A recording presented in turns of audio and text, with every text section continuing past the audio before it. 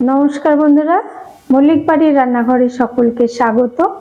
আজ আমি বানিয়ে দেখাবো পুঁই বীজের তরকারি বা পুঁই মিটুলির তরকারি। চিংড়ি মাছ দিয়ে খেতে ভীষণই ভালো লাগে গরম ভাতের সাথে।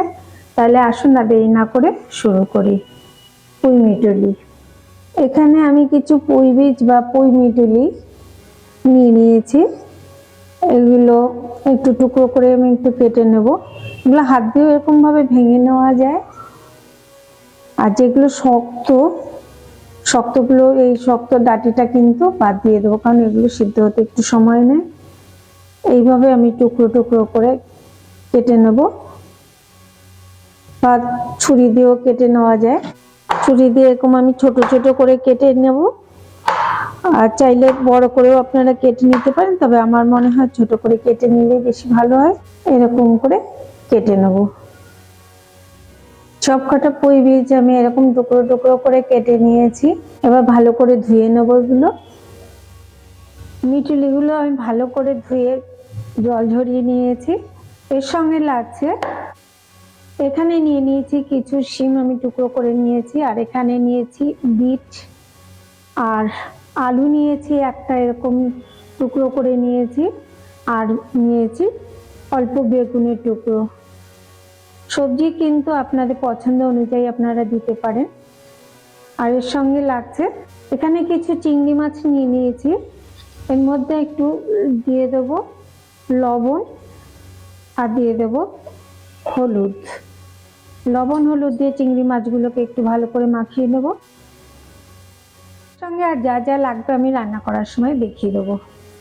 উনুনে একটা কড়াই বসিয়ে দিয়েছি, তাতে বেশ কিছুটা পরিমাণে সর্ষের তেল দিয়ে দিলাম।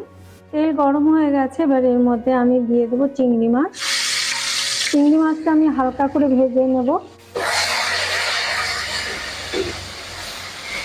চিংড়ি মাছগুলোকে হালকা করে আমি ভেজে নিলাম। এই তেলের মধ্যে একটা শুকনো লঙ্কা, 5 ফোড়ন দিয়ে একটু নাড়াচাড়া করে পেঁয়াজ কুচি দিয়ে দিলাম, সঙ্গে আলু টুকরো করা আলুগুলোও দিয়ে দিলাম। এবার এর মধ্যে দিয়ে দেবো 1 চামচ আদা রসুনের পেস্ট।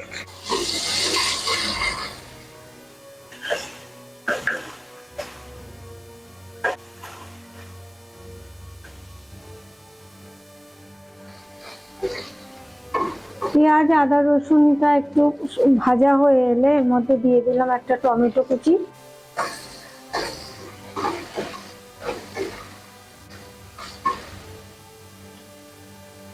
এই সঙ্গে দিয়ে দেবো আগে থেকে যে সবজিগুলো আমি কেটে রেখেছিলাম সেগুলো দিয়ে দিলাম।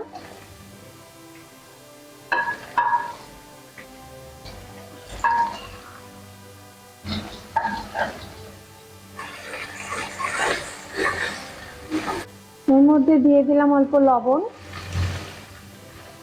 লবণটা দিলে সবজি তাড়াতাড়ি নরম হয়ে যায়। এবার আঁচটা মিডিয়ামে রেখে একটু ঢেকে দেবো।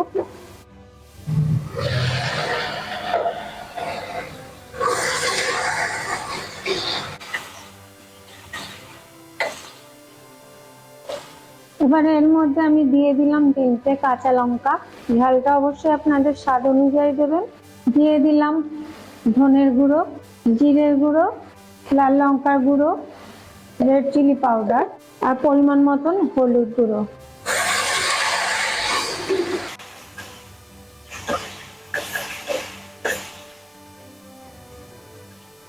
এর মধ্যে চিংড়ি মাছগুলো দিয়ে দিলাম, আর আগে থেকে যে মিটুলিটা রেখেছিলাম সেটাও দিয়ে দিলাম। এবার সবকিছু দিয়ে একটু ভালো করে কষিয়ে নেব।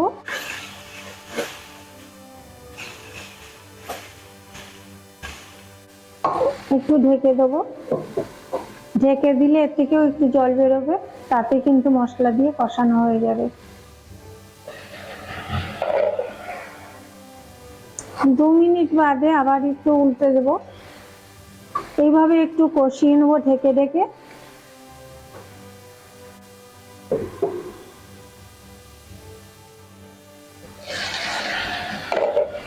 আমি 6 মিনিট এইভাবে কষিয়ে নিয়েছি, মাঝে দুবার আমি নাড়িয়েও দিয়েছি। কষে গেছে ভালোভাবেই, সবকিছু সিদ্ধ হয়ে গেছে। এবার এর মধ্যে আমি সামান্য জল দেবো, খুব বেশি দেবো না।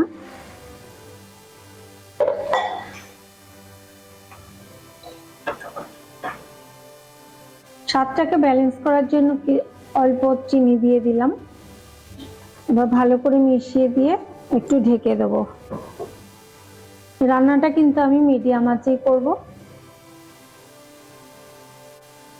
সবকিছু সিদ্ধ হয়ে গেছে ভালোভাবে। এবার আমি সবশেষে দিয়ে দেবো ধনেপাতা কুচি। সবকিছু দিয়ে একটু মিশিয়ে নেব।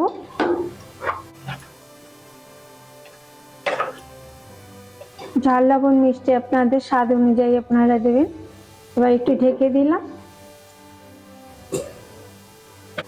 পুরোপুরি রেডি। এবার আমি নামিয়ে নেব। তৈরি হয়ে গেল পুঁই মিটুলি। গরম ভাতের সাথে খেতে ভীষণ ভালো লাগে। আপনারা এইভাবে একবার বানিয়ে দেখবেন। ভালো লাগলে লাইক শেয়ার কমেন্ট অবশ্যই করবেন। আর নতুন নতুন রেসিপির আপডেট পেতে আমার চ্যানেলটিকে সাবস্ক্রাইব করবেন। থাকা বেল আইকনটিকে প্রেস করতে ভুলবেন না। আবার আসবো অন্য কোনো রেসিপি নিয়ে। আপনারা ভালো থাকুন, সুস্থ থাকুন।